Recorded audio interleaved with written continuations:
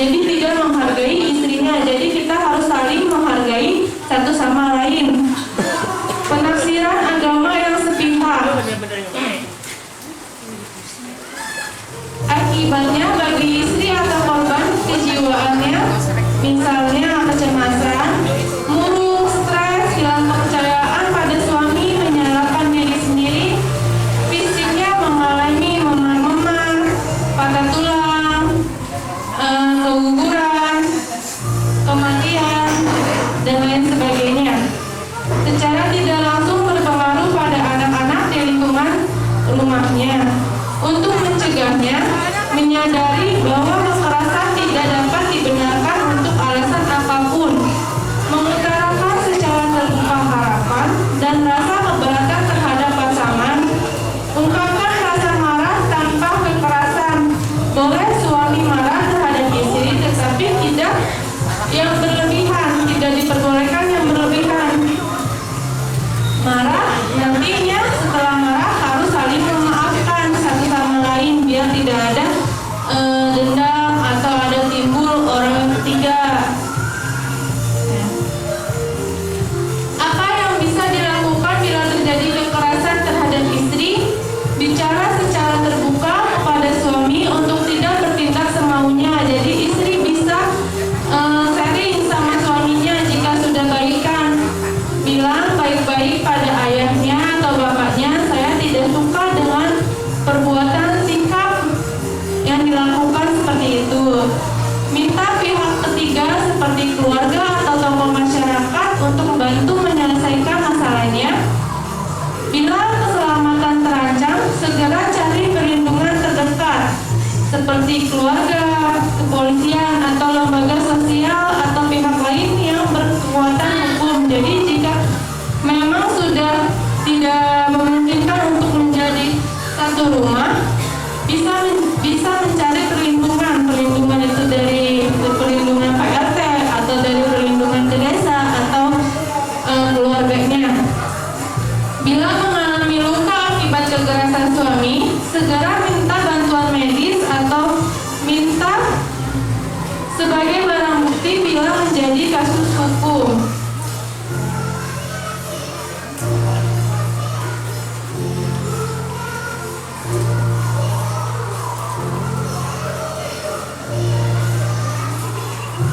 Nah, apakah kekerasan terhadap istri dapat diselesaikan secara hukum? Bisa, karena ada peraturan undang-undangnya nomor 23 tahun 2004 tentang KDRT, KUH-nya, pidana tentang penganiayaan, perzinahan, perselingkuhan, pembatasan kemerdekaan, dan KUH Perdata meliputi ganti rugi berhubungan dengan perbuatan melawan hukum, pembatalan perkawinan yang dilakukan oleh suami, atau gugatan nafkah.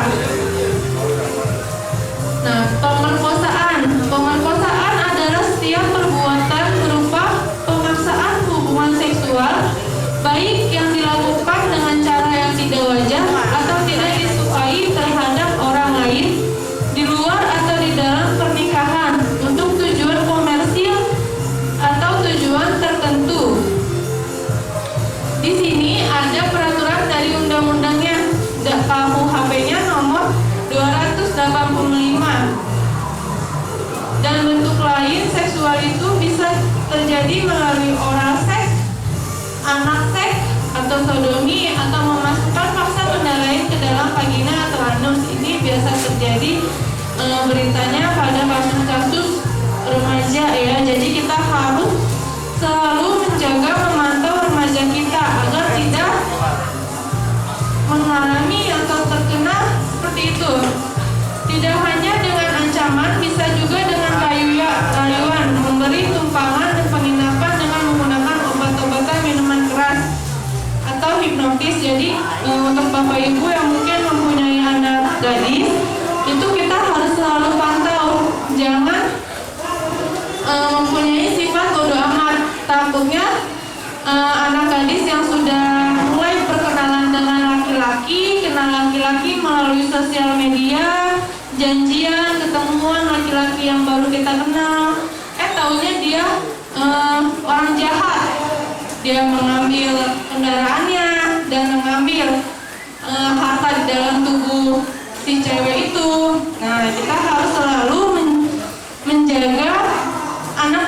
kita dari hal-hal seperti itu. Nah, dampak pemerkosaan terhadap korban, kerusakan organ tubuh, alat kelaminnya, fisikisnya merasa direndahkan martabatnya sehingga mudah tersinggung dan depresi. Kesehatan reproduksinya, rusaknya organ reproduksi dan tertular penyakit seksual. Kondisi kronisnya depresi, gangguan berpikir dan tertekan sosialnya, harga diri hancur. Bila terjadi pada anak secara umum, hampir pada perempuan dewasa, pelaku membujuk, mengajak main, mengiming-iming atau mengancam korban. Tanda-tandanya jika mungkin bila ada ketemu warga yang seperti itu, tanda-tandanya mungkin anak mengeluh sakit pada kelaminnya, anak mengalami perubahan sikap atau perilaku mendadak jadi pendiam, murung, penakut, mudah marah dan hiperaktif. Anak bercerita tentang perilaku hubungan seksual dengan bahasa diri sendiri atau secara refleks memperagakan dengan tingkah hubungan suami istri. Jadi kita harus patut ditanyakan. Penting untuk diingat bila terjadi pemerkosaan pada anak, jangan langsung dibersihkan atau cebok atau mandi karena akan menghilangkan barang bukti, sperma, serpihan kulit, darah atau rambut pelaku. Percaya pada yang dikatakan anak sehingga anak tumbuh rasa percaya. Bila rasa nyaman dan dukungan, beri rasa nyaman dan dukungan pada anak sehingga muncul kepercayaan pada anak untuk menceritakan yang dialaminya. Jadi jika anak sharing seperti itu, kita mendengarkannya saja dulu, jangan langsung memarahinya.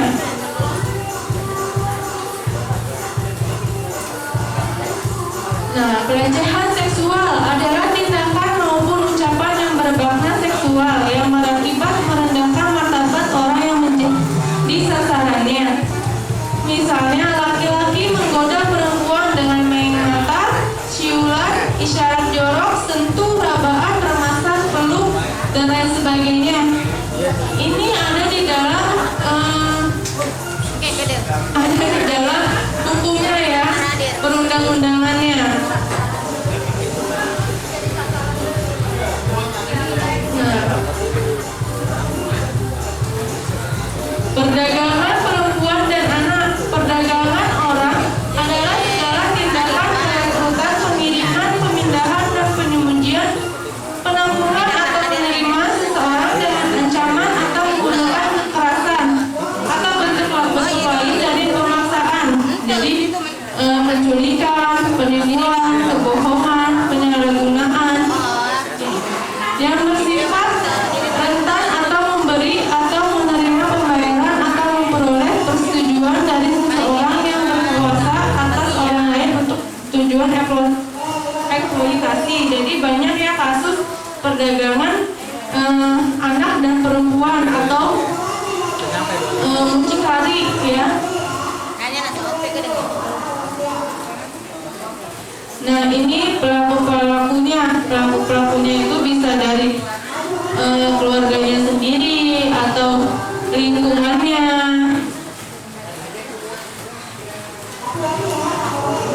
Tapi di sini alhamdulillah tidak ada ya yang ini germo atau mucikari.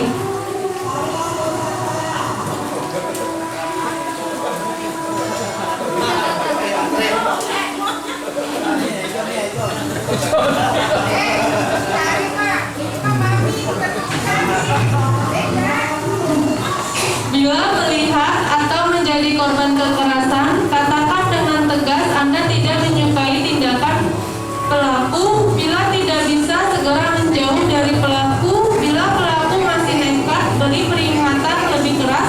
Atau bila perlu digunakan kekuatan fisik Anda untuk menolak. Buat catatan tentang kejadian meliputi identitas pelaku, waktu kejadian, saksi jenis yang dilakukan apa. Ceritakan yang Anda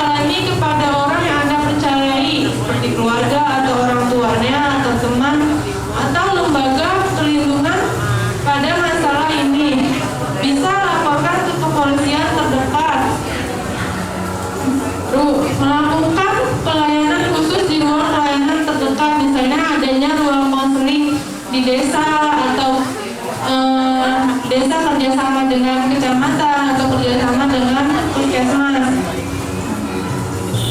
Pelecehan atau penanganan KTP mengacu pada kebijakan kantor Menek PP dengan rencana aksi nasional penghapusan kekerasan terhadap perempuan. Pencegahannya itu masyarakat menyadari mengaku kekerasan terhadap perempuan sebagai masalah yang perlu diatasi, menyebarluaskan produk hukum tentang pelecehan seksual di tempat kerja, membekali perempuan tentang penjagaan keselamatan diri. Ini banyak ya, maka dari itu sekarang anak-anak kecil perempuan selalu diajari les silat atau taekwondo dia untuk menjaga dirinya sendiri. Melaporkan tindakan kekerasan pada pihak yang berwenang, melakukan aksi menentang kejahatan seperti kecanduan, alkohol, pemerkosaan, atau lain sebagainya. Penanganannya melakukan penyuluhan untuk mencegah penanganan, meningkatkan pengetahuan dan kemampuan, berminat dan berpartisipasi dalam pengembangan jaringan kerja untuk menanggulangi masalah dengan instansi yang terkait, memberikan pelayanan yang dibutuhkan korban. Jadi untuk bapak-bapak, ibu-ibu, jika di sekitarnya, di lingkungannya mungkin ada remaja yang mengalami kekerasan atau pelecehan, bisa diantarkannya, dikonsulkannya di puskesmas. Tidak hanya ada pengobatan berobat saja, jadi di puskesmas pun ada ruang konseling untuk konsultasi, baik itu konsultasi kesehatan remaja, kesehatan reproduksi, atau konsultasi kejiwaan atau lain sebagainya. Jadi tidak hanya untuk berobat saja, di puskesmas ada juga buat konsultasi, jadi ada tempat curhat ya. Bahkan kalau misalnya ke puskesmas itu takut orang yang dibawanya, bisa ke desa dulu. Mungkin nanti di desa ada timnya, tim yang mendampingi, dan di kecamatan pun ada timnya pemberdayaan. Ya, itu dia. Di kecamatan pun ada ininya. Nanti akan di ujung kecamatan, nanti dari kecamatan akan ada konsultasi langsung dengan orang psikolog dari dinas tersebut ya.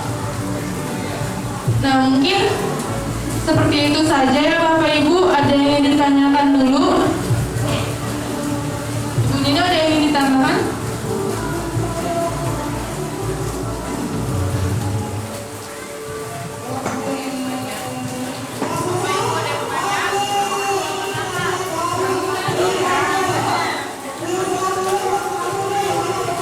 Ibu RT?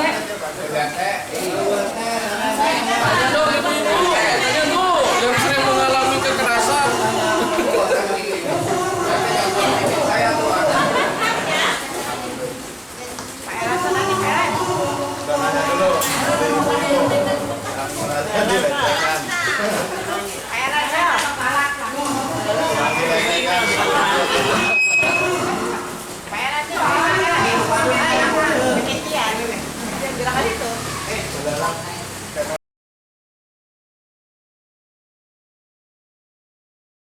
Jadi tidak menghargai istrinya. Jadi kita harus saling menghargai satu sama lain. Penafsiran agama yang sepihak, akibatnya bagi istri atau korban kejiwaannya, misalnya kecemasan, murung, stres, hilang kepercayaan pada suami, menyalahkan diri sendiri, fisiknya mengalami memar-memar, patah tulang, keguguran, kematian, dan lain sebagainya.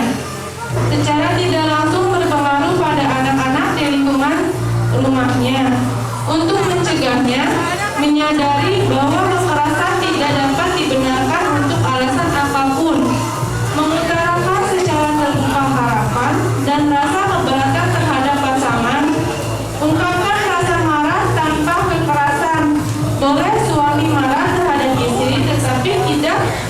yang berlebihan, tidak diperbolehkan yang berlebihan. Marah, nantinya setelah marah harus saling memaafkan satu sama lain biar tidak ada dendam atau ada timbul orang yang ketiga. Apa yang bisa dilakukan bila terjadi kekerasan terhadap istri? Bicara secara terbuka kepada suami untuk tidak bertindak semaunya. Jadi istri bisa sharing sama suaminya jika sudah baikan. Bilang baik-baik pada ayahnya atau bapaknya, saya tidak suka dengan perbuatan sikap yang dilakukan seperti itu. Minta pihak ketiga seperti keluarga atau tokoh masyarakat untuk membantu menyelesaikan masalahnya. Bila keselamatan terancam, segera cari perlindungan terdekat seperti keluarga, kepolisian atau lembaga sosial atau pihak lain yang berkekuatan hukum. Jadi jika memang sudah tidak memungkinkan untuk menjadi satu rumah, bisa mencari perlindungan itu dari perlindungan PRT atau dari perlindungan ke desa atau keluarganya. Bila mengalami luka akibat kekerasan suami, segera minta bantuan medis atau minta sebagai barang bukti bila menjadi kasus hukum.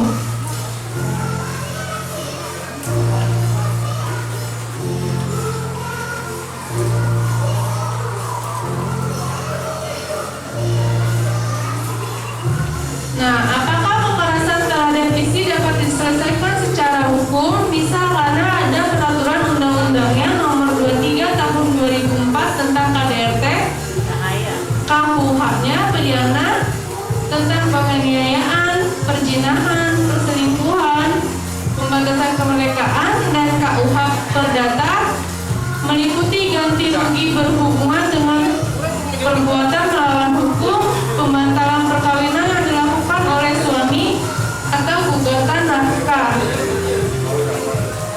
Nah, pemerkosaan adalah setiap perbuatan berupa pemaksaan hubungan seksual, baik yang dilakukan dengan cara yang tidak wajar atau tidak disukai terhadap orang lain di luar atau di dalam pernikahan untuk tujuan komersil atau tujuan tertentu.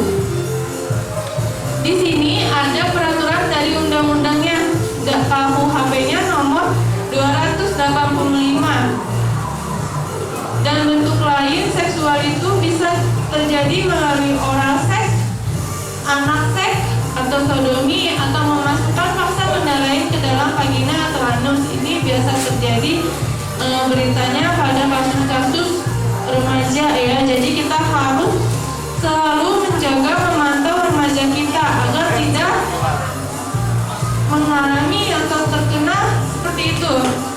Tidak hanya dengan ancaman, bisa juga dengan rayuan, memberi tumpangan dan penginapan dengan menggunakan obat-obatan minuman keras atau hipnotis. Jadi untuk bapak ibu yang mungkin mempunyai anak gadis, itu kita harus selalu pantau, jangan mempunyai sifat bodoh amat. Takutnya anak gadis yang sudah mulai berkenalan dengan laki-laki, kenal laki-laki melalui sosial media, janjian, ketemuan laki-laki yang baru kita kenal, taunya dia orang jahat. Dia mengambil kendaraannya dan mengambil harta di dalam tubuh si cewek itu. Nah, kita harus selalu menjaga anak gadis kita dari hal-hal seperti itu. Nah, dampak pemerkosaan terhadap korban, kerusakan organ tubuh, alat kelaminnya, fisikisnya merasa direndahkan martabatnya sehingga mudah tersinggung dan depresi. Kesehatan reproduksinya, rusaknya organ reproduksi dan tertular penyakit seksual. Kondisi kronisnya depresi, gangguan berpikir dan tertekan, sosialnya harga diri hancur. Bila terjadi pada anak secara umum, hampir pada perempuan dewasa, pelaku membujuk, mengajak main, mengiming-iming atau mengancam korban. Tanda-tandanya jika jika mungkin bila ada ketemu warga yang seperti itu, tanda-tandanya mungkin anak mengeluh sakit pada kelaminnya, anak mengalami perubahan sikap atau perilaku mendadak jadi pendiam, murung, penakut, mudah marah dan hiperaktif. Anak bercerita tentang perilaku hubungan seksual dengan bahasa dia sendiri atau secara refleks memperagakan dengan tingkah hubungan suami istri. Jadi kita harus patut ditanyakan. Penting untuk diingat bila terjadi pemerkosaan pada anak, jangan langsung dibersihkan atau cebok atau mandi karena akan menghilangkan barang bukti, sperma, serpihan kulit, darah atau rambut pelaku. Percaya pada yang dikatakan anak sehingga anak tumbuh rasa percaya. Bila rasa nyaman dan dukungan, beri rasa nyaman dan dukungan pada anak sehingga muncul kepercayaan pada anak untuk menceritakan yang dialaminya. Jadi jika anak sharing seperti itu, kita mendengarkannya saja dulu, jangan langsung memarahinya.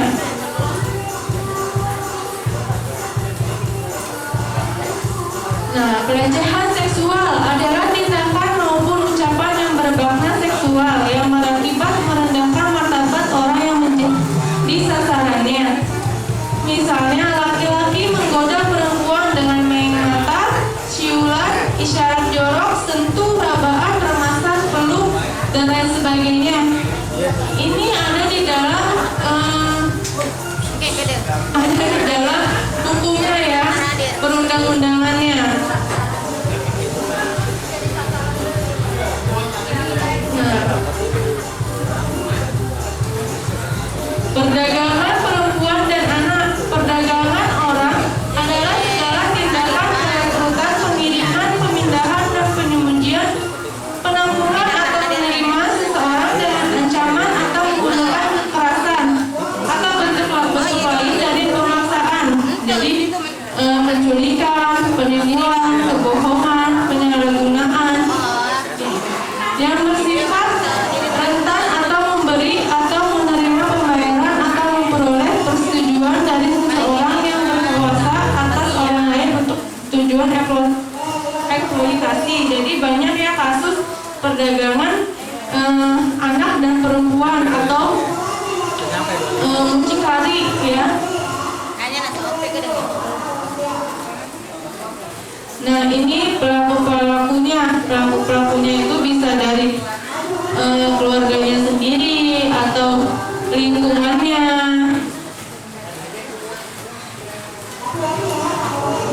Tapi di sini alhamdulillah tidak ada ya yang ini germo atau mucikari.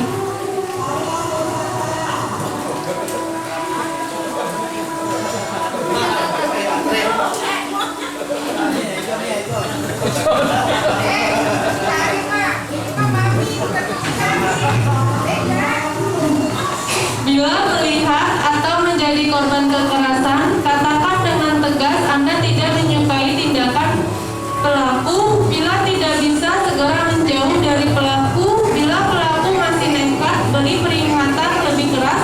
Atau bila perlu digunakan kekuatan fisik Anda untuk menolak. Buat catatan tentang kejadian meliputi identitas pelaku, waktu kejadian, saksi jenis yang dilakukan apa. Ceritakan yang Anda alami kepada orang yang Anda percayai, seperti keluarga atau orang tuanya atau teman atau lembaga perlindungan pada masalah ini. Bisa laporkan ke kepolisian terdekat.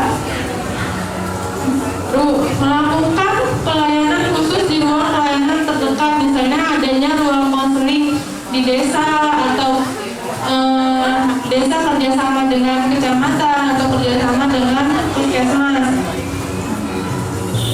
Pelecehan atau penanganan KTP mengacu pada kebijakan kantor Menek PP dengan rencana aksi nasional penghapusan kekerasan terhadap perempuan. Pencegahannya itu masyarakat menyadari mengaku kekerasan terhadap perempuan sebagai masalah yang perlu diatasi, menyebarluaskan produk hukum tentang pelecehan seksual di tempat kerja, membekali perempuan tentang penjagaan keselamatan diri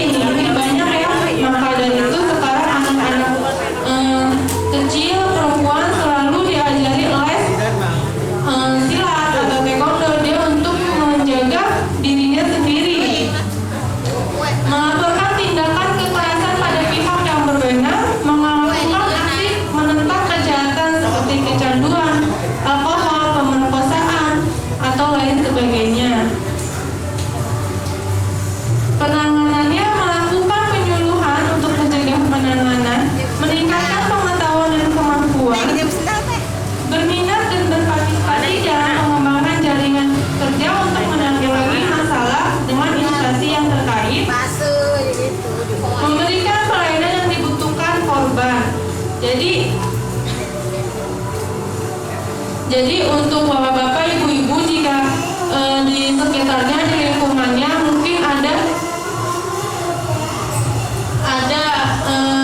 remaja yang mengalami kekerasan atau pelecehan, bisa diantarkannya, dikonsulkannya di puskesmas. Tidak hanya ada pengobatan berobat saja, jadi di puskesmas pun ada ruang konseling untuk konsultasi, baik itu konsultasi kesehatan remaja, kesehatan reproduksi, atau konsultasi kejiwaan atau lain sebagainya. Jadi tidak hanya untuk berobat saja, di puskesmas ada juga buat konsultasi, jadi ada tempat curhat ya.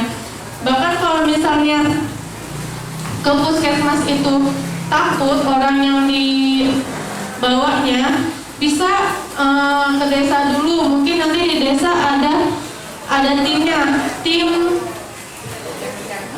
yang mendampingi, dan di kecamatan pun ada timnya pemberdayaan. Ya, itu dia. Di kecamatan pun ada ininya. Nanti akan dirujuk ke kecamatan. Nanti dari kecamatan akan ada konsultasi langsung dengan orang psikolog dari dinas tersebut ya. Nah, mungkin seperti itu saja ya Bapak Ibu. Ada yang ditanyakan dulu?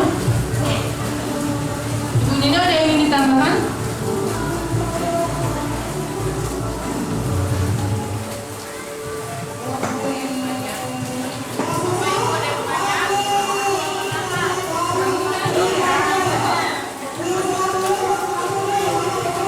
Ibu RT?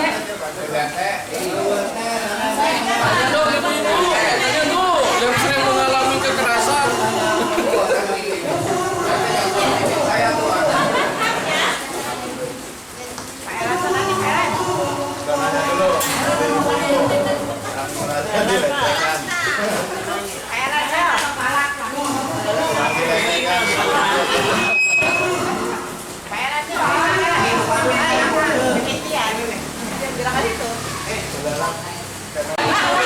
Selingkuh banget.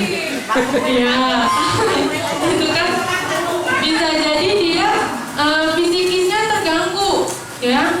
Jadi dia memikirkan saya nih gimana nih buat ngejauhin si orang ketiga tersebut, gitu ya. Jadi psikisnya terganggu, nanti lama-lama takut istrinya menjadi ODMK. Ya.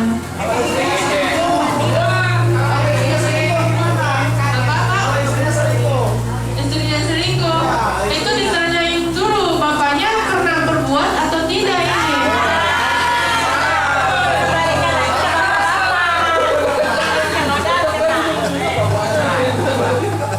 Ada apa sampai istrinya selingkuh kan dia? Paling deui nya buahnya. Bisa jadi pulpennya nggak bisa berfungsi.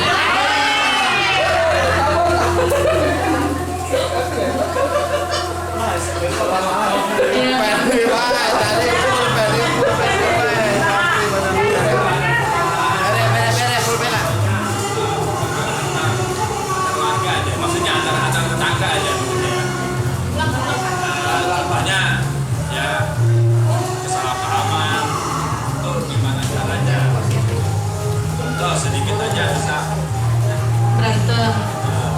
dua faktor ekonomi, hubungan sosial lah. Itu gimana?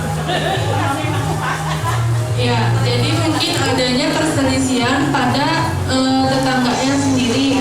Nah, sudah didamaikan oleh Bapak RT, tetapi tidak damai gitu, tidak membaik. Nah, mungkin bisa dikonsulkan pada kita pun butuh orang ketiganya seperti Pak Ustadz atau Bu Ustadz ya, ataupun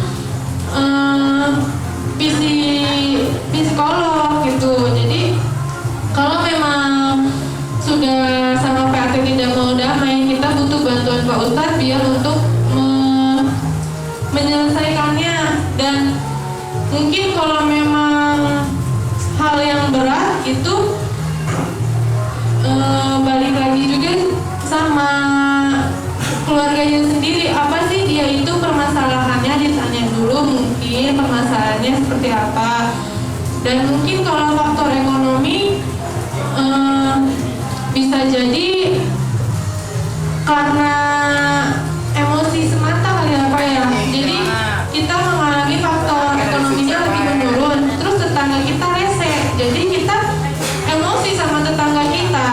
Jadi lebih baik setiap minggu sekali mungkin adanya ceramahan atau dari ustadznya, jadi sering dilakukannya pengajian biar kita merenung gitu. Enggak juga. Bu, mau nanya nih, nanya.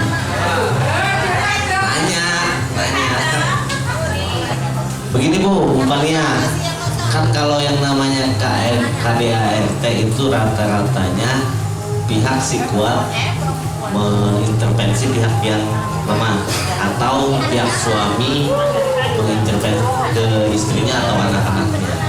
Nah, apakah ini termasuk KDART apabila seorang istri atau menghina suaminya, misalkan begini, punya permasalahan, contoh kan misalkan suami dapat transferan nih, untuk dapat transferan contoh contoh gini, dapat transferan, terus yang ambil istrinya, terus duitnya itu gak disetorkan semua, misalnya transferannya 300, disetorkannya cuma 250 karena kan kepotong itu. Aduh, ada yang cerita Nah, aja. apakah itu termasuk KDART terhadap suami? Itu kan termasuk mengganggu psikisnya suami juga, apalagi ngomongnya di depan teman-temannya kan gitu kan. Nah itu yang pertama itu. Nah yang kedua, apakah misalkan begini, seorang anak ketika dinasihati atau diberitahu oleh seorang orang tua, tapi anak itu membantah bahkan sempat membentak orang tuanya, apakah itu termasuk juga KDART? Nah itu mohon pencerahannya Bu Fania, sekalian dijelaskan tentang hukumnya. Terima kasih. Assalamualaikum warahmatullahi wabarakatuh. Ya, izin menjawab ya. Kalau masalah hubungan perekonomian suami dan istri itu balik lagi pada suami dan istrinya tersendiri, dia saling menghargai atau tidaknya. Ya, jika sudah seperti itu berarti istri itu tidak menghargai suami juga. Jadi kita harus ada ngopi bareng lah, sharing bareng lah kita. Ya, itulah Pak, sharing bareng, teh bareng. Jadi kita diskusi baik buruknya suami istri, apa yang tidak disukai maupun yang disukainya. Jadi kita harus saat diskusi tersebut kita harus saling menerima satu sama lain. Tidak boleh keras kepala sendiri itu. Iya.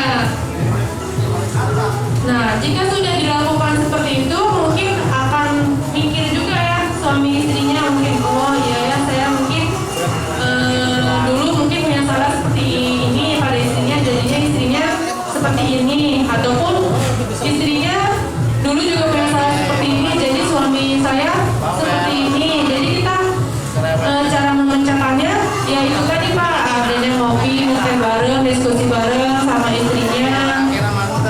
Jadi harus selalu sharing berdua masalah pekerjaan suami, sharing berdua masalah rumah tangganya, ataupun sharing tentang masalah anaknya. Tuh, jadi tidak hanya suami tidak hanya memberikan ATM nih mah, ATM udah gajian, udah belanja, tidak hanya seperti itu saja. Jadi kita harus adanya ngobrol berdua. Jadi ya, jadi kayak istilahnya kayak waktu zamannya pacaran ya, pacaran kan sering chattingan bareng aja. Tetapi saat udah rumah tangga kayaknya udah bodo amat gitu. Ya, jadi harus seperti itu. Nah, untuk masalah anak ini balik lagi gimana cara orang tuanya mendidik anaknya. Mungkin dengan mungkin jika memang dengan kata-kata kasar dia malah kasar balik pada kita, carilah kata-kata dengan lemah lembut atau dengan ya lemah lembut tadi, cara ininya, ataupun kita bisa sharing kepada di sekolah itu ada guru BK, itu guru psikolog biasanya, walaupun memang yang terkenalnya guru-guru aja, tetapi dia itu seorang psikolog. Jadi kita bisa sharing kepada di sekolah, ini gimana Bu, anak saya gini-gini, ataupun yang sudah remaja bisa dikonsulkan juga kepada puskesmas. Jadi kita pun pada anak juga jangan berbicara asal, karena kan ucapan itu kan adalah doa ya, takutnya kita malah mendoakan anak tersebut bukannya menasehati gitu. Ibu Nina mungkin ada tambahan? Sedikit nambahin ya, untuk kasus Selamat tadi itu sebenarnya dilihat kasus kembali. Tadi bilang tadi sama Ibu Fania, emang kita harus dalam rumah tangga itu harus saling berdiskusi ya, mau apapun, hal apapun, apalagi tentang ekonomi. Pada dasarnya perempuan itu menghargai suami, ya kan? Pada dasarnya perempuan itu lembut. Kalau seandainya suami menghargai, menyayangi, perempuan tidak akan melawan, menunjuk.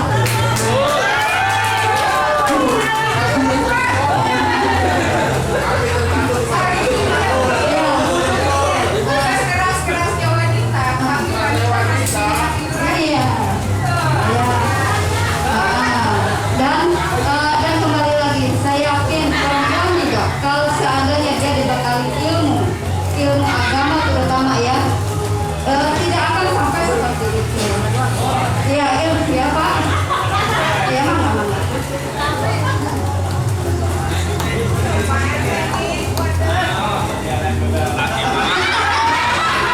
Ibu, maaf mau tanya nih, sedikit ini contoh kena pasal nggak ya? Maksudnya kena pasal hukum nggak ya? Apabila si suaminya mau, si istrinya nggak mau apa? Nah dulu dengan alasan si istri kan baru pulang kerja, gitu. Dengan ada alasan capek. Padahal itu udah kewajiban si suaminya, kewajiban istrinya. Gitu. Itu kena undang-undang pasal nggak itu? Ini.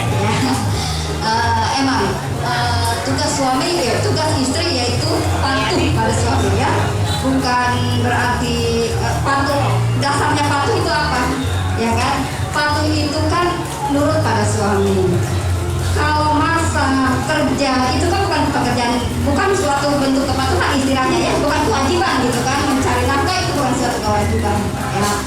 Kebanyakan wanita menolak itu Pak, karena dia kecapean. Nah, ya kan kecapean. Kalau seandainya si wanita itu tidak capek, selalu diperhatikan, tidak akan ada penolakan.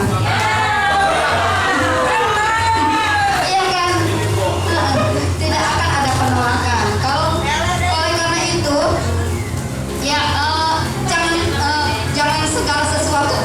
Kalau kamu menolak dosa itu kamu, salah itu kamu, kembalikan lagi. Kok istri saya menolak kenapa? Mungkin dia capek. Oh dia capek.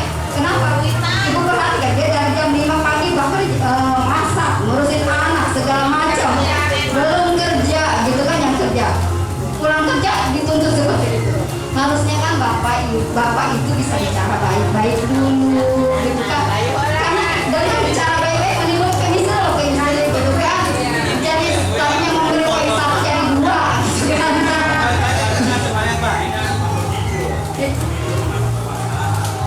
Yang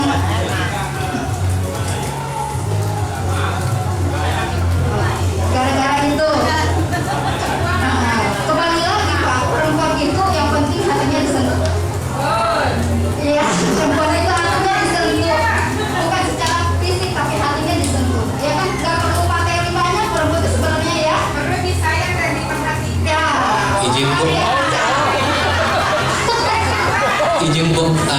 sedikit menambahkan aja, meneruskan dari pertanyaan Bapak RT yang tadi. Dampak psikis yang diterima oleh si perempuan itu apa? Dari pemaksaan. Jelas, dampak psikis ya itu tadi, dia merasa tertekan, ya kan? Dia merasa tertekan. Kenapa sih? Saya sudah berusaha, saya sudah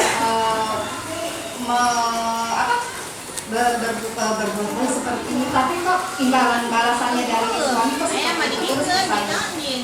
Dia menuntut, tapi feedback yang suami berikan ke saya kok masih seperti itu, gitu kan? Jadi dia merasa, kok saya merasa hanya diperlukan gitu loh, bukan dibutuhkan, gitu kan? Beda antara diperlukan dan dibutuhkan. Ya pasti kalau dirasa itu sakit. Sebagai perempuan gitu ya, Iya. maksudnya ini ya, ini banyak hal yang boleh terjadi kayak gitu ya. Ya. Banyak perceraian gara-gara ini kalau harus menghindari, mudah-mudahan Misi Bu. ya tidak ada. Ya. Bang aja bagi perempuan,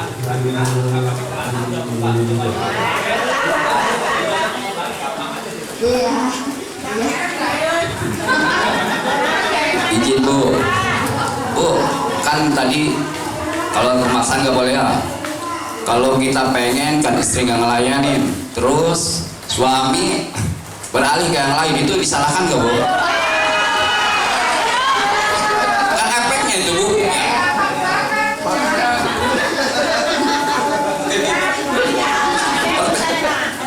Beralih yang lain maksudnya ini secara apa nih, kalau tidak sah, tidak sesuai dengan aturan agama kan mesti kakak udah tahu kali tidak boleh kan, ya kan? Ya ini kalau secara legal dan sah di mata hukum dan agama ya boleh aja ya Bu ya, ya silahkan. Tapi kan bapaknya itu memperlakukan untuk berbuat seperti itu, awalnya seperti apa dulu? Perempuan tidak akan mungkin marah-marah gitu ya, tanpa bapaknya memperlakukannya secara tidak, memperlakukannya tidak legal. Kadang-kadang ya. Suami itu enggak apa ya, enggak pakai perasaan, mereka mau ya mau. Sementara kita berdua kan butuh pemanasan.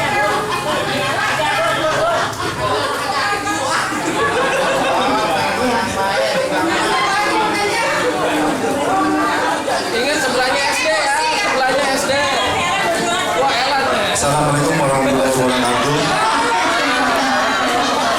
Bu, pertanyaannya sekarang ini kan apa yang bilang anak sekarang tuh dunia sudah terbalik.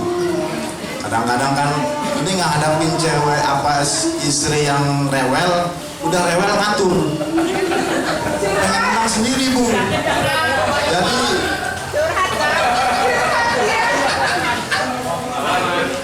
ya ini kejadian yang saya alami ya. Di lapangan Bu, saya temuin seperti itu. Jadi udah rewel, ngatur, pengen menang sendiri Bu. Sedangkan si suami ini baik Bu, baik banget dah. Domelin diem, apa diem gitu. Lama-lama tertekan Bu. Jadi untuk mengatasinya, istri seperti itu seperti apa? Ketika kita kan laki-laki, suami punya emosi ya, juga punya emosi. Kadang-kadang terjadi hal-hal yang tidak diinginkan, apa misalnya mukul, kan gitu, apa nikah lagi, ya seperti itu. Ini kejadiannya banyak seperti itu. Jadi salah sekarang ini zamannya udah salah gitu, udah seperti itulah. Bagaimana mengatasi istri seperti itu? Terima kasih.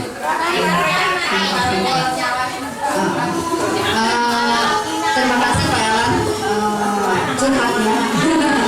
Ya, permasalahan suami itu sebagai kepala keluarga, ya kan? Suami itu harus punya harga diri. ngoceh kayak gitu, ya emang itu udah dasarnya istri ya. Gitu kan. Tapi kalau emang sudah melunjak melebihi perkataannya, ya harus dibimbing Pak. Iya kan, harus dibimbing, diarahkan, ya gitu. Makanya itu istri itu harus diberi ilmu. Jadi ilmu itu bukan cuma pengajian Pak. Jadi bapak-bapak juga kan sana ngaji, sedangkan bapak sendiri punya kewajiban loh untuk mengajari istrinya. Dan ilmu yang menunjukkan punya harus kewajiban. Perempuan itu kan emang nggak wajib harus keluar kan, tapi di rumah dia harus dibimbing, bukan cuma materi, tapi ilmunya juga. Ya kan, ilmu agamanya juga. Gitu. Wajar sekarang ibu-ibu punya banyak yang ngoceh-ngoceh gitu, egois gitu kan ya, itu sifatnya. Tapi bapak harus tegas sebagai suami. Kamu nggak boleh seperti itu. Saya yakin. Sebetulnya suami udah tegas Bu. Ajarin Bu. Ini suami apalagi misalnya suka ngaji gitu kan. Nih, istri kata Pak Ustadz juga jangan seperti itu. Tetap aja Bu. Artinya melawan suami. Akhirnya terjadi hal seperti itu, misalnya pemukulan ataupun misalnya yang lain. Nah, apakah suami disalahkan juga kalau misalnya terjadi kekerasan? Bukan kekerasan, artinya itu pelajaran. Udah diajarin seperti ini sampai tetap dia nggak bisa. Akhirnya si suami mukul. Itu apakah disalahkan seorang suami seperti itu?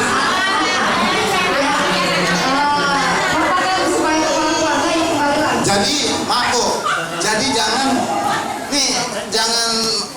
artinya pengen menang perempuan itu, gitu. Kalau sudah seperti itu, coba bagaimana caranya tuh, menurut Ibu, dengan cara seperti itu, apakah salah suami, gitu? Terima kasih Bu. Kan Pak, istri itu kan juga punya wali ya. Kalau menurut Bapak sudah berlebihan, sudah itu, kenapa Bapak tidak membicarakan saja ke wali? Setuju. Jangan dipukul. Jangan dipukul pokoknya. Kalau perempuan marah-marah itu emang udah aja perempuan marah gitu kan. Kalau dari awalnya Bapak memimpin tegas gitu kan, artinya bakalan komunikasinya yang langsung. Udah. Udah. Habis buat yang lain. Bukan saya membela ya Pak, bukan. Bu Nina, gara-gara KDRT ini kita jadi tahu masalah rumah tangga.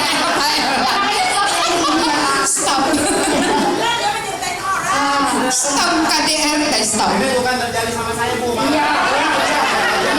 Terjadi sama. Oh, gimana mau terjadi punya suami enggak ya?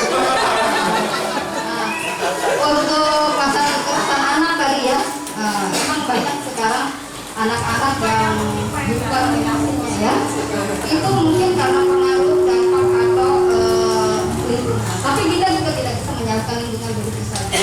Anak-anak kan yang tahu dari kecil adalah kita gitu, sebagai orang tua. Sebelum mereka melihat soal sekarang, tapi kan mereka juga dapat belajar dari kita, dari tingkah laku kita, cara bicara kita, bagaimana kita memperlakukan anak, sayangnya, ya kan? Itu ya. Kita dari awalnya seperti apa? Kita mendidik anaknya salah dari awal, kita anak baru kita didik, itu sudah terlambat. Anak kita didik itu dari kandungan, kita sudah mulai bicara, ya kan? Umur 2 tahun kita sudah mulai mengajarkan hal-hal yang mana yang baik, mana yang tidak, mana yang boleh ataupun tidak, gitu kan? Ajak bicara. Tugas mendidik anak bukan cuma ibu, tapi juga bapak. Secapek-capeknya apapun bapak-bapak, sempatkan waktu untuk berbicara sama anak, sempatkan waktu untuk ngobrol dengan anak. Tidak perlu lama. Tanya aja, Dek, hari ini sudah ngapain? Hari ini bagaimana sekolahnya? Apakah kamu nyaman? Apakah kamu bahagia? Itu cukup anak-anak dengan seperti itu pun, oh saya diperhatikan, oh saya dipilih mengerti sama orang tua saya. Di saat mereka punya keinginan, ajak bicara. kalau kita keinginan pengen ini tanya juga iya ya buat apa deh manfaatnya apa kalau emang itu positif tapi kita belum punya uang atau apa bisa ambil waktu bisa minta waktu ditunda bagaimana saya yakin anak-anak juga akan mengerti kok bagaimana cara memainkan itu kalau emang pengaruh media sosial ini sangat besar makanya itu kita harus batasi ya membatasi ya kan kita anak-anak punya hak karena apa ya karena kita yang memberikan ya kan oleh karena itu jadi kita juga harus bertanggung jawab nih kamu punya manfaatnya untuk apa digunakan untuk apa gitu kan kita kan tidak akan kalau seandainya ada sih kasus anak yang sampai memukul ibunya dan akhirnya dilaporkan ke kepolisian tapi itu juga bisa memberikan efek jerah gitu kan ke anak gitu. Tapi kalau itu sudah terlalu ya Pak kalau seandainya masih bisa didiskusikan insya Allah anak juga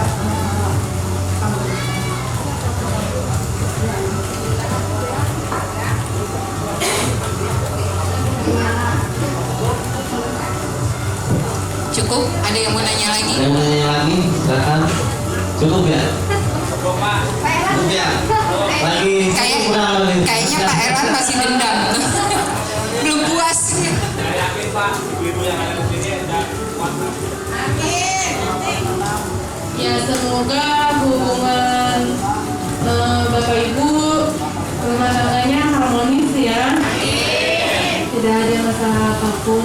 Ya jika sudah ada yang bertanya lagi